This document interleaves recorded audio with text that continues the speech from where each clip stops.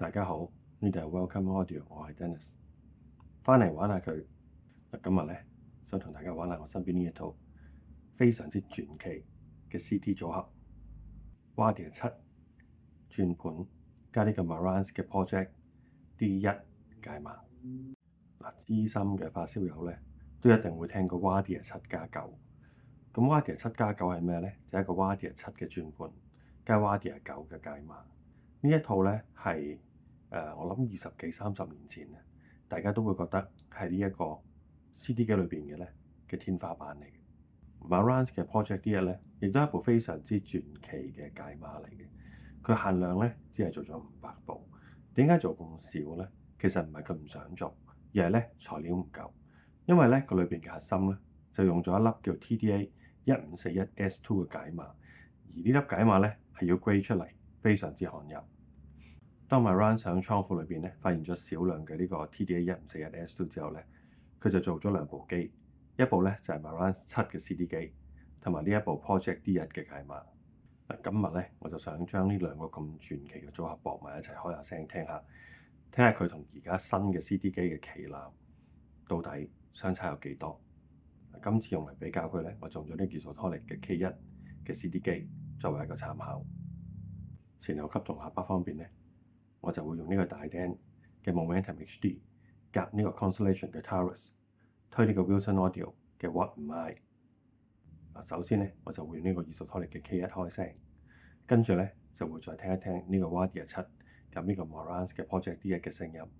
最尾咧，我就會用翻 K1 純轉盤部分播翻呢個 Project D1，睇一睇呢個 Wardia 7轉盤嘅實力喺邊度。我哋先聽聽 K1 開聲先。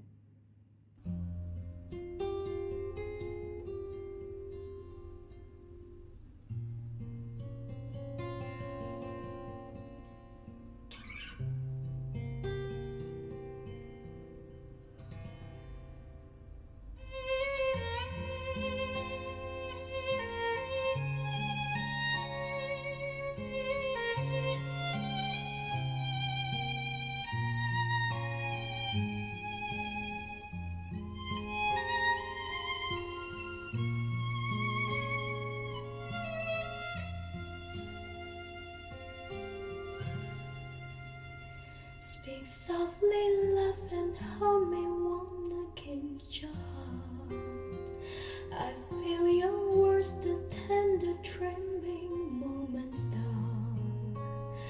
呢個 Isotonic K1 夾落呢個大釘嘅 Momentum HD 加 Constellation Taurus 推呢個 Wilson Audio What Am I咧，畫出嚟嘅聲音都係一貫非常之密度高，嗰個聲音音樂感非常之豐富，聽起上嚟咧嗰個聲音好優美，非常之高分。跟住聽聽傳奇嘅 Wardia 7夾呢個 Marantz 嘅 Project D1又點樣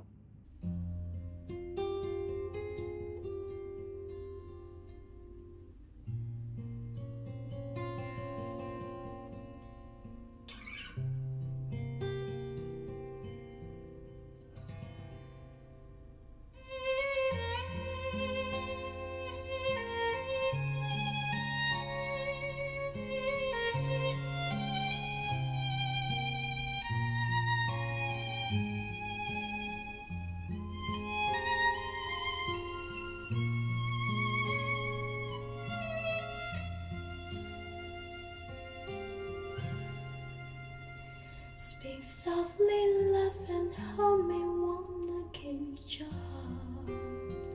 I feel your words, the tender trembling moments down。哇！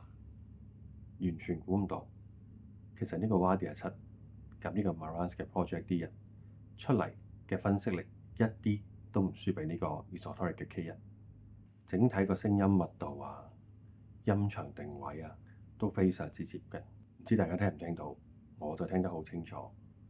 Wardia 7加呢個 Marantz Project D1出嚟多咗一份音樂感，嗰啲餘韻，反而呢個 Isotonic 嘅 K1都做唔到。跟住咧，我哋聽埋用呢個 Isotonic 嘅 K1嘅轉盤部分去解夾呢個 Marantz Project D1出嚟嘅聲音又點樣？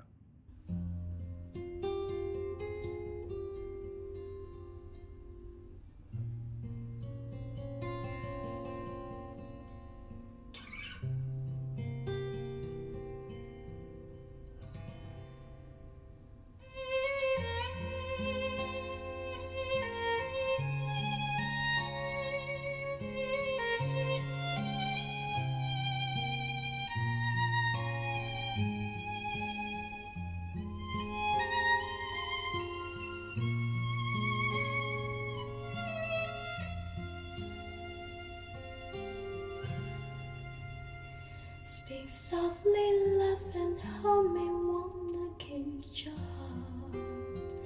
I feel your words, the tender trembling moments start. 諗住相距咗20-30年嘅機械都係 TX 出嘅，冇理由輸俾個舊㗎。我自己覺得 Wardia 7嘅轉盤真係好聲過呢個 Isotonic K1。嗱，總結翻3個測試先啦。Isotonic K1好多時喺鋪頭咧，我都係一個 reference 嘅組合嚟嘅。好多時我會攞佢嚟做信源去測試唔同嘅喇叭同埋唔同嘅器材。K1嘅聲音我好熟悉，係一部非常之好聲嘅 CD 機嚟。但我真係估唔到咧 Wardia 7加呢個 Marantz Project D1，一個都超過20年嘅組合出嚟嘅聲音咧，係仲比呢個 Isotonic 嘅 K1更加吸引。佢出嚟咧嗰個吉他嗰個餘韻啊，人聲唱出嚟嗰種味道嗰種感情咧，佢係比呢個 Isotonic K1更加好。純轉盤部分咧，我唔敢講 Isotonic 嘅 K1係差過呢個 Wardia 7。咁可能喺校聲嗰方面咧，佢係用嚟去配合翻佢套解碼。咁但係如果純粹真係比較呢個轉盤部分及呢個 Marantz 嘅 Project D1咧，我覺得 Wardia 7係更加適合。今日做完呢個測試之後咧，我真係覺得呢個 Wardia 7加埋呢個 Marantz 嘅 Project D1係真係非常之好聲。我自己真係好中意呢個聲。呢啲器材咧可以成為經典，成為一個傳奇咧，真係有佢哋嘅原因。如果想睇我做多啲呢個類型嘅測試，請 Like、Share 同埋 Subscribe 我呢條頻道啦。拜拜。